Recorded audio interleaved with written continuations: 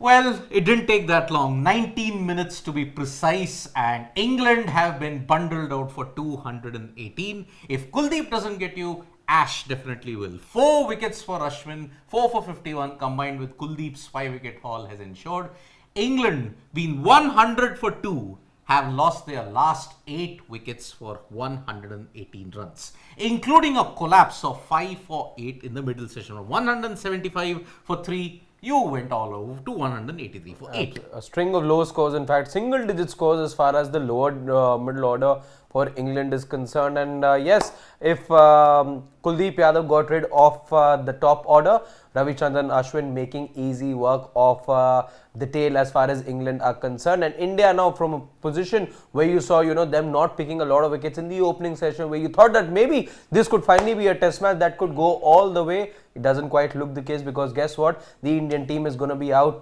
batting, and they're going to be batting for good 90 minutes today. So that's going to be match determining as well. And if you ask me, Siddharth, this is another match which doesn't go the full distance. I don't think there's any chance now of it also going the full distance, is it? It doesn't look like it. See, the way how England play, okay, they are not going to play for draws anymore, okay, number one. Number two, the application, whatever or lack of that they did against the spinners, I mean, look at it. 5 from Kuldeep, 4 from Ashwin, 1 from Jadeja. Hello, no wickets for the Pacers. Yeah. And if you look at it, the Pacers are very, very unlucky to not take 2 or 3 wickets during the spell that they bowled in the morning.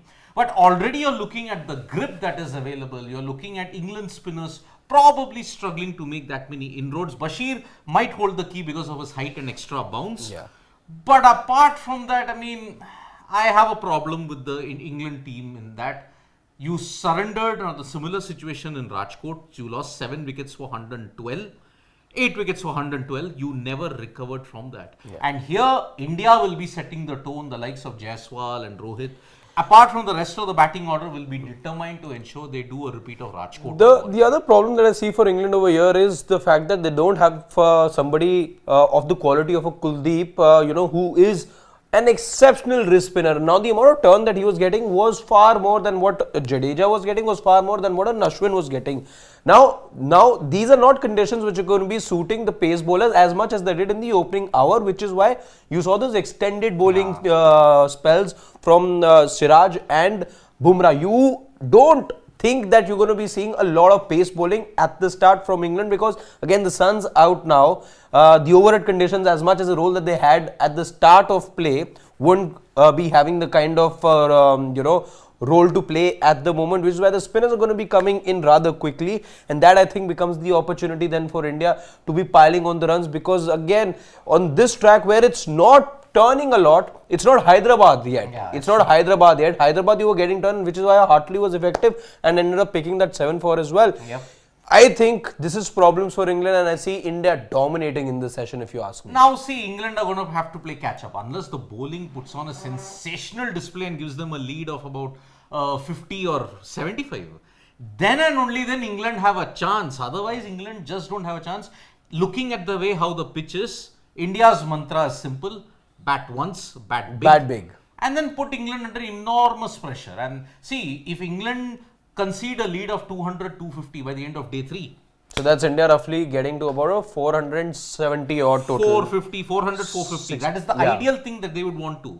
Can even get a 100-run lead also, 318 maybe. Because England will have to bowl out of their skins. But India right now are firmly in the driver's seat. Absolutely. And heading into day 3 and day 4, you squandered the best batting conditions. How are you going to counter the spinners when on day 3 and 4 the pitch is going to be even worse for batting at that point? Yeah, and now Ben Stokes' decision, let's say again, England after that first, or rather after the first session, you thought, they had done justice to that call that was made by Ben Stokes, and the right call at that. These did look like batter-friendly conditions at the start of the day. Yep. And after all the survival that we saw from the two openers, and credit to them for hanging in for a long time over there, the other batters haven't really capitalized on all the good work that was done in the first session, in the first hour. The England batting not getting its act together for the umpteenth time, let's say, in this series. They were, let's say, as we've seen in the past as well. Let's just go back to the Ranchi test where they did enough, had a lead as well. Again, the batters did well in that first innings as well, but then didn't make the most of it in the second inning. Again, we see a similar situation where there was a platform laid, but not able to make the most of the opportunity. Absolutely. I mean, look at the shot selection also. I mean, look at Ben Duckett. I mean, that's a terrible shot to play. Okay, let's be very, very honest about it. He didn't pick the wrong one. He didn't pick the wrong one. Root undone by a brilliant thing. But then again, Johnny Bairstow once again not stepping up in that 200th test match. Many people will say that he's very lucky to even play 100 tests. That's the thing. But then the kind of shot that he played, the kind of application, sure, 161 strike rate going gung-ho. Ben Stokes also totally out of sorts. Look at how Ben Foakes, that was the most unlucky dismissal if you look at it of the lot. Yeah. Only, you may say, Zach Crawley can say that, okay, I got undone by a peach from Kuldeep Yadav. And apart from that, the rest was Anderson also played a poor shot. Wood played a bad shot. And once the set batsman and Crawley was out, there was no way back for England. The other batters, okay, it looked as if, and what Zach Crawley actually taught you or told you was that, if you apply yourself, look at the ease with which, again, love those drives, some of the drives that he played to the fast bowlers, but even to the spinners as well. It's not like all the 70 odd runs came off fast bowling. Yeah. The way that he was applying himself, it really took a very special delivery from a Kuldeep Yadav to get rid of a Zach Crawley who looked set for 100. There weren't any half chances with him. There weren't any loose shots that we saw him play. He looked in complete control. Just got outdone by a very, very good delivery. And if, let's say, England hadn't lost Zach Crawley there, maybe the second session could have been completely different. Maybe this whole test match could have been completely different, and we wouldn't have seen India come out to bat as they already have reached the centre. Big questions. I mean, if you are in a very practical world, you'll ask big questions from Ollie Pope and Ben Duckett. Those two shots and the way how they got out. In an ideal world, you should have been panned and criticized for it, but England are living on this delusion that yes, pass ball, these kind of things happen. It's okay, move on. So the Indian openers are out, Yashasvi Jaiswal and Rohit Sharma. Jaiswal is about 119 away from reaching Sunil Gavaskar. And about 50 out from Kohli? He's 37. 37. 692. That was what Kohli had gotten against Australia, if I'm not mistaken. So here is Jimmy. He himself is chasing a bit of history at this point, and it's a good ball. Yeah. Good ball. Not that much of swing, but right on the money first off. So 3 slips. Let's see how Jimmy fares. Will he take 700 or will he not? So we'll join you for the match end. I mean day end. Day end. Yes, absolutely will. Till then, enjoy the action. And India will be in a good position. Any predictions? 100 for 1.